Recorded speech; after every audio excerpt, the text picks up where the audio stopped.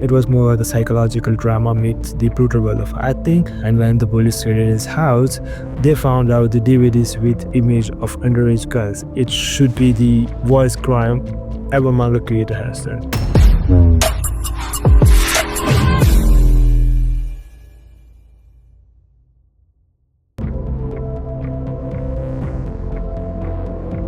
Alright, then I have to start with this one. So it kind of messes with me, but have you heard about Actate? Yeah, it's a shonen jump, came around like 2018, and it wasn't your usual power up and scream kind of series, but it was more the psychological drama meets the brutal world of acting. And the main character, Kyle Yogani, I know I'm massacring the name, but bear with me, it was a girl who channeled her trauma into the acting, and it was like full on method acting, and it was intense, and it actually felt like something new and fresh for the jump, and people thought it's something next big thing, and everything was working good. They even had an anime adaptation planned by Studio Shaft, and suddenly boom, everything just collapsed overnight. The writer Tatsuya Matsuki got arrested, and I mean legit arrested. No drama, no rumor. The Tokyo police just came in and pulled on Tokyo police investigation. They took the road motorcycle in front of two high school girls and molested them, and it was happened at two separate occasions. And fun fact, he was caught in security footage. So yeah, when the cops asked him, he just confessed it, and yeah, no defense, no misunderstanding, he did it. And when this dropped, whole entire manga industry was like stopped, and Shushya, the publisher, instantly cancelled the Actage, and even the anime plans was shut down before they began. If you want the receipt, this happened around August 2020. The Tokyo Metropolitan Police made the arrest, and it's all confirmed by the Japanese news sources like NHK and Asahi Shimbun. Total career destroyed.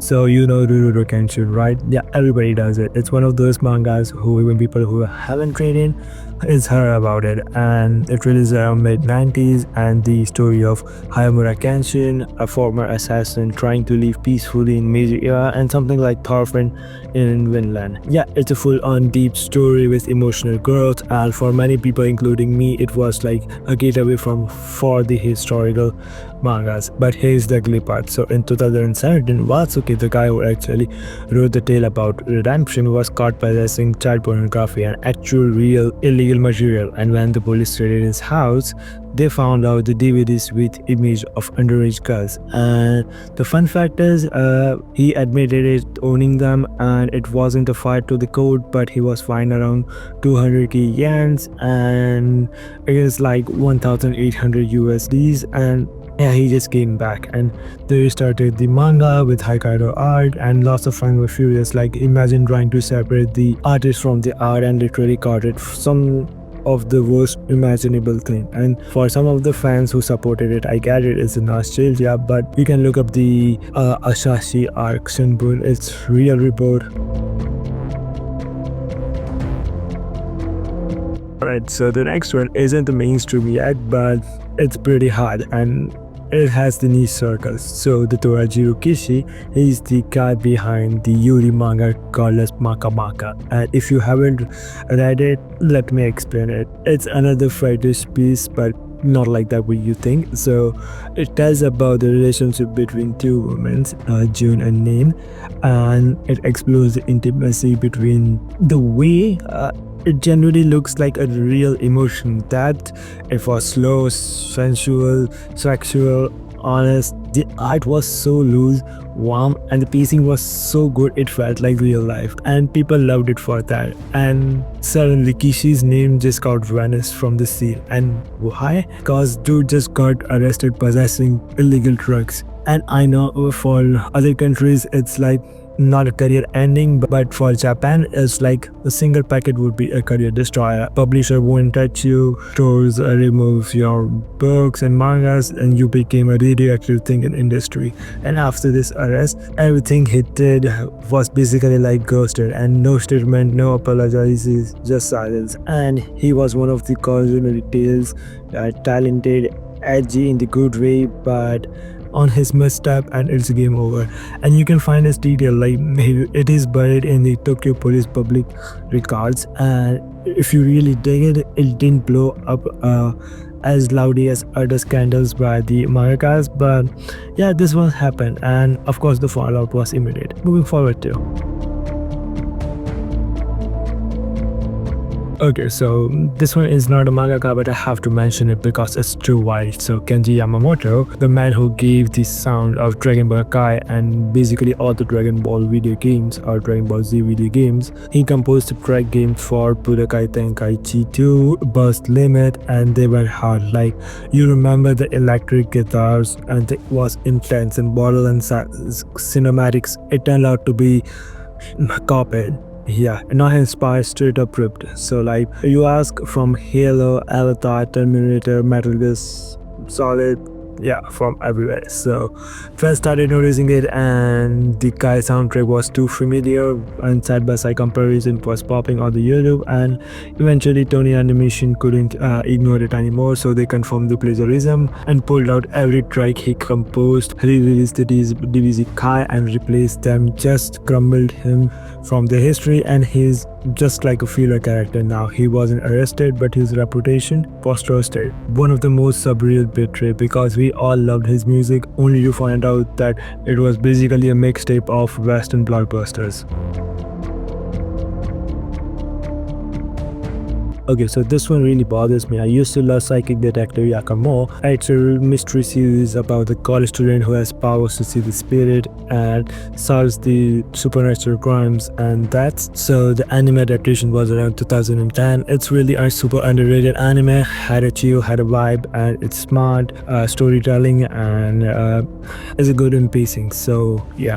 But the author, Kakami Nagamanabu, turned out to be doing something way darker than any ghost stories. So the guy was accused by multiple assistants of sexual harassment and emotional abuse, but not like a vague rumor, but actual complaints and serious patterns of behavior, and he allegedly manipulated, gaslighted, and harassed the very own people who were helping to build his story. But when the allegations came out, the publisher just dropped him fast. Like, now legally he wasn't convicted, but he didn't go to the trial. In the Japan, especially for the publishing industry, even the public allegations matter and carry the weight. So his work dried up and his name faded, and ones who loved his anime were left with the nasty aftertaste, and it felt like the case you wish it wasn't true. But okay, so alright bro, so this one is last one, and it's absolutely, it should be the worst crime ever manga creator has done. So let's talk about Eiichi Oda. So the genius beyond One Piece, the manga that has been running over 2 decades and literally defined a generation as me and my friends. The guy built a world which is so rich, like I wanted to go in Grand Line, I have to kill this celestial bastards. So yeah, and he also gave us characters like Luffy, Zoro, Sanji, and of course Nami. Here's the prime. So according to section 69A, the international destruction of swine service expectation, whenever a Nami scene comes, I mean, I know which scene I'm talking about, you guys know it. So whenever, every single time Nami is this close to show us the legendary anime bath scene, and somehow, somewhere comes in, and from uneven angles, floating bubbles will come, splashing water, barrier objects, and sometimes like the scene cuts inside. So this is unfair, and that is crime. So for me, it's really unfair.